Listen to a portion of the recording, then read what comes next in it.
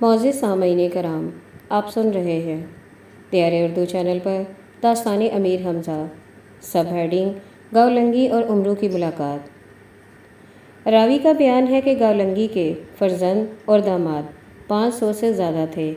جب بدیع الزماں آیا تو سنا کہ اس شہر کے بادشاہ کا نام عنقا باختری ہے، تب اسے بھی ہردم کے ہاتھ خط بھیجا تو اسے بڑا غصہ آیا اور خط لے کر پھاڑا، اور ہردم نے بے دستور سابق اس کو واصل جہنم کیا اور اس کا لشکر لڑنے لگا۔ بدیع الزماں نے جو ہردم کی آواز سنی اور غوغا سن کر دور سے اور کافروں کو مارا، اور باقی لوگوں نے معافی مانگی، ان کو معافی دی اور آگے بڑھے، اور کتنے دنوں کے بعد رخام میں پہنچے۔ تب بدیع الزماں نے اپنا خط ہردم کے ہاتھ گاولنگی کے پاس بھیجا۔ جب ہردم پروئی اس کے دروازے پر گیا، تب دربانوں نے خبر کی، ایک خون خوار قاصد تیرا کنبہ مار کر اور شہر ویران کر کے حمزہ کے فرمان کا خط لایا ہے۔ تب گاولنگی نے ہردم کو بلایا، اور ہردم نے جا کر دیکھا کہ سعد لنگی کے ساتھ تخت پر بیٹھا ہے، لیکن ہردم نے اس شکل کا آدمی پہلے نہ دیکھا تھا۔ اس کو 140 گز کا قد دیکھ کر ہردم دل میں ڈرا۔ تب گاولنگی نے دیکھا ہردم ڈرتا ہے، کہا کہ دوست کو نہ ڈرنا چاہیے، مگر تو نے میرے دامادوں کو ناحق مارا۔ القصہ ہردم گاولنگی کی مہربانی دیکھ کر خوش ہوا۔ بدیع الزماں نے خط دیا۔ گاولنگی نے تمام خط پڑھا اور سعد کو کہا، میں نے تم سے کیا بے ادبی کی ہے جو تمہارے چچا نے ایسا خط لکھا ہے؟ سعد نے کہا، اس کو تیرے الطاف کی خبر نہیں، اس وجہ سے ایسا خط لکھا ہے۔ گاولنگی نے ہردم سے کہا کہ تم میرا سلام بدیع الزماں کو کہو کہ اے پہلوان، میں نے سعد کو یہاں فراغت سے رکھا ہے کہ حمزہ سعد کے لیے یہاں آئے تو میں امیر سے ملوں، کیونکہ اس کی ملاقات کی آرزو ہے۔ جب حمزہ آئے گا تو میں سعد کے ہمراہ جا کر ملاقات کروں گا، اور امیر کے آنے تک مجھ سے خیال جنگ نہ کرو، اور حمزہ کے آنے تک آرام کرو۔ اگر میرا کہنا نہ مان کر کچھ حرکت کرو گے تو پشیمان ہو جاؤ گے۔ اور ہردم کو خلعت دے کر روانہ کیا۔ ہردم نے بدیع الزماں کی جناب میں آ کر کہا، اور کھانا پینا و شراب و کباب یہاں سے بھیجتا ہوں، کھاؤ اور خوشی سے رہو، اور سنا ہوا تمام حال بیان کیا۔ تب بدیع الزماں نے طبلِ جنگ بجوایا۔ طبلِ جنگ کی آواز سن کر گاولنگی نے سعد سے کہا کہ بدیع الزماں محض نادانی کرتا ہے، سوائے جنگ کے چارہ نہیں۔ میں اکیلا جاتا ہوں اور اس کی گوشمالی کرتا ہوں، تو یہاں بالا خانہ پر بیٹھ کر تماشا دیکھ۔ تب گاولنگی نے اپنے نوکروں سے کہا کہ میرے بیل پر زین لگاؤ، اور آپ نے 14 ہتھیار مردمی کے باندھے اور 1400 من کا گرز کاندھے پر رکھا، اور بیل پر سوار ہو کر شہر سے باہر آیا۔ جب لشکر عرب نے اس کو دیکھا تو حیران ہوئے اور کہا، اے بدیع الزماں، اس سے لڑنا مناسب نہیں ہے۔ تب بدیع الزماں نے کہا کہ میں نے تمہاری ہمت پر طبلِ جنگ نہیں بجوایا، میں بھی پہلوان زادہ ہوں۔ یہ کہہ کر گھوڑا بڑھایا۔ تب لندور نے گھوڑے کی باک پکڑ کر کہا کہ اے بادشاہ زادے، 1000 جان تجھ پر قربان، میں جاتا ہوں۔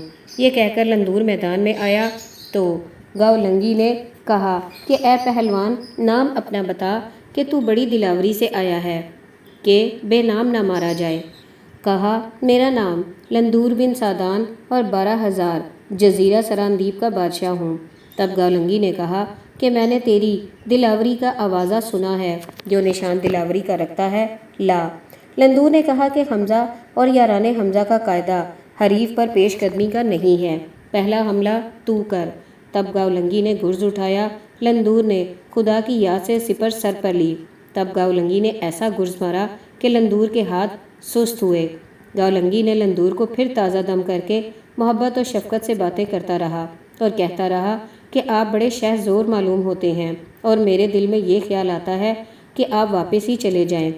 اب میں پھر کہتا ہوں کہ لندور آفرین ہے جو تو نے میری ضرب سہی۔ جب سے میں گرز چلاتا ہوں تب سے کوئی مار کھا کر زندہ نہیں رہا۔ لندور نے کہا کہ اگر مرد ہے تو تھوڑی دور واپس جا۔ تب گاولنگی نے اس پر ایسا گرز مارا کہ سست کھڑا رہا۔ تب برہنہ تلسی میدان میں آیا۔ اس وقت لندور لشکر میں آیا اور گاولنگی نے کہا، اے پہلوان، سر پر ڈھال لے کر میری گرز تیری گرز کے برابر نہیں ہے۔ تب برہنہ اجل رسیدہ نے کہا کہ تجھ کو اس بات سے کیا غرض ہے؟ تو بے تکرار مار اور میں ہمیشہ ایسا ہی لڑتا رہوں گا۔ تب سر پر اس نے ایسا گرز مارا کہ اس کا سر سینے میں جا گھسا۔ یہ حال دیکھ کر دیوانہ تلسی بھی میدان میں آیا۔ گاولنگی نے اس پر بھی ایسا گرز مارا کہ شہید ہوا اور گھوڑا بھی مرا۔ تب گاولنگی نے بیل پر سے اتر کر ہتھیار کھولے اور دونوں پہلوان شہید ہوئے ہیں۔ اب میں حمزہ کو کیا جواب دوں گا؟ اب بھی کچھ نہیں گیا اور حمزہ کے آنے تک صبر کر، کیونکہ حمزہ سے مجھے کام ہے۔ اگر تیرا ارادہ میرے مارنے کا ہے تو میں بے ہتھیار ہوں۔ بدیع نے کہا کہ بے ہتھیار کو کیا مارنا، ہتھیار باندھ کر آؤ۔ گاولنگی نے شہیدوں کو وہاں چھوڑا اور میدان میں آیا، ہتھیار باندھے اور بیل پر سوار ہوا اور بدیع کے مقابلے میں آیا، اور بدیع نے فرمایا کہ جو نشان مردی کا رکھتا ہے وہ لا۔ گاولنگی نے گرز اٹھایا اور بدیع نے ڈھال سر پر لی۔ گاولنگی نے گرز مارا۔ امیر زادے نے روکا اور کہا کہ اے گاولنگی، 2 حملے اور بھی تجھے دیے۔ گاولنگی نے کہا آفرین تیرے اوپر، اب تو مار۔ امیر زادے نے 1000 من کا گرز ایسا مارا کہ گاولنگی کے بدن سے پسینہ ٹپکا اور دوسرا گرز بڑی محنت سے سہا۔ تب وہ دونوں بدستور لڑتے رہے۔ اب ادھر کی سنیے کہ جب تمام یاران امیر شکار کو گئے واپس نہ آئے تو امیر متفکر ہوئے اور عمرو نے فرمایا کہ میں شیر گردہ سے لڑتا ہوں، تم جاؤ اور یاروں کو لاؤ۔ تب عمرو نے بجلی کی طرح ایک روز صبح و شام کا دھاوا مارا اور وہاں پہنچا۔ جب یاروں نے عمرو کو دیکھا تو بہت خوش ہوئے اور تمام کیفیت گاولنگی کی اور بدیع کی عمرو سے کہی۔ عمرو نے کہا کہ اے گاولنگی، یہ کیا کہ امیر کی غیبت میں اس کے فرزندوں سے لڑتا ہے، اس کے یاروں کو شہید کرتا ہے۔ تب گاولنگی نے قسم کھا کر کہا کہ اے عمرو، یہ خطا مجھ سے نہیں ہوئی، اب بھی خدا کے واسطے بدیع کو منع کریں کہ اگر کچھ ضرر ہو تو امیر کو کیا منہ دکھاؤں گا۔ تب عمرو نے بدیع کو واپس کیا۔ پھر گاولنگی نے کہا کہ اے عمرو، آج تو میرا مہمان ہے اور میں تیرا تماشا بھی دیکھنا چاہتا ہوں۔ عمرو نے قبول کیا۔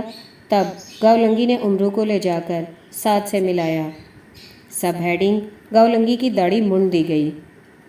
جب گاولنگی نے عمرو کو اپنے پاس بٹھایا اور کھانا اور شراب کھلایا تو باتوں ہی باتوں میں کہا کہ اے عمرو، تیری عیاری کی بہت صفتیں سنی ہیں، سو ڈرتا ہوں کہ تو داڑھی منڈتا ہے۔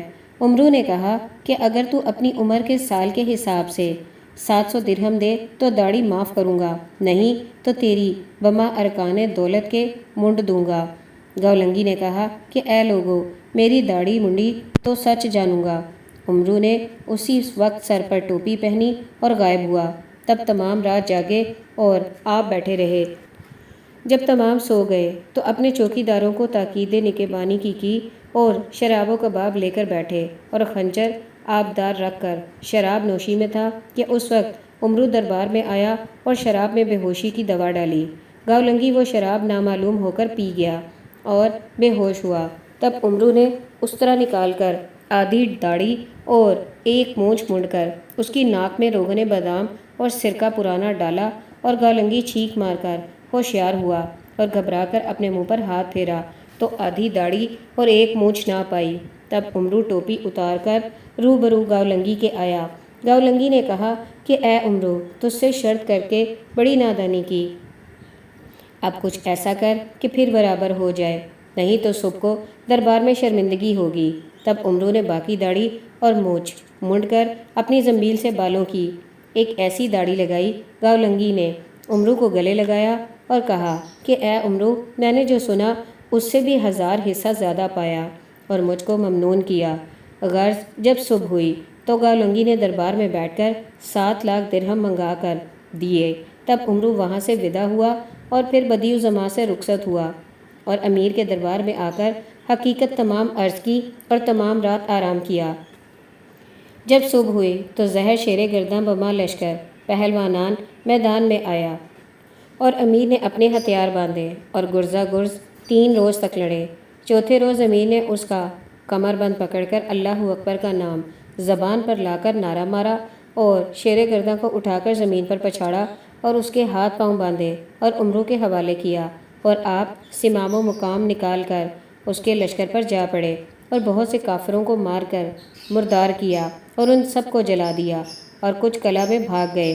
امیر نے بھی آدم خوروں پر فتح پائی اور واپس آ کر شیر گرداں کو طلب کیا تو عمرو نے کہا کہ اس کو آدم خوری سے منع کیا گیا اور وہ جب نہ مانا تو میں نے اسے جلا دیا۔